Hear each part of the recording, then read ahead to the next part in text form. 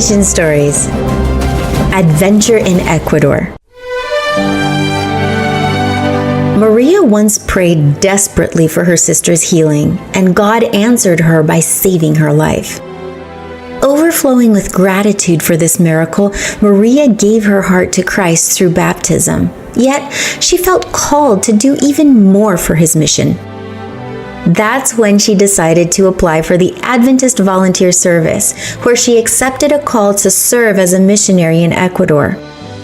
In Chile, where she lived, Maria had worked as a social worker with children, a skill set that would become a blessing in her new field of service. Soon she traveled to Ecuador to serve as a social worker and teacher at an Adventist school. The beginning was tough. Loneliness, unfamiliar food, and the hot climate weighed heavily on her.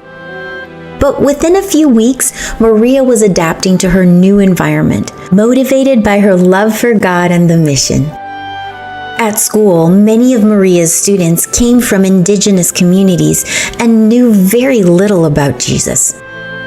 Through classes and Pathfinder activities, the children learned about him and eagerly shared the good news with their families. Maria was deeply moved as she saw the children and their families drawing closer to God through the school's ministry. Beyond the school, she also led Bible studies at a rehabilitation center for alcoholics and a local orphanage. With time, Maria discovered spiritual gifts she had never imagined she possessed.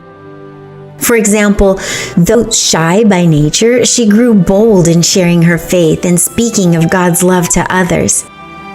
Maria also shared the story of her sister's healing, which touched the hearts of many people. When her year of service came to an end, leaving the mission field was not easy, but she returned to Chile determined to keep serving God at home. Part of this quarter's mission offering will help establish a new missionary training center in Chile. The new center will have 5 classrooms for missionary training and an auditorium for 250 people. Let's give with love.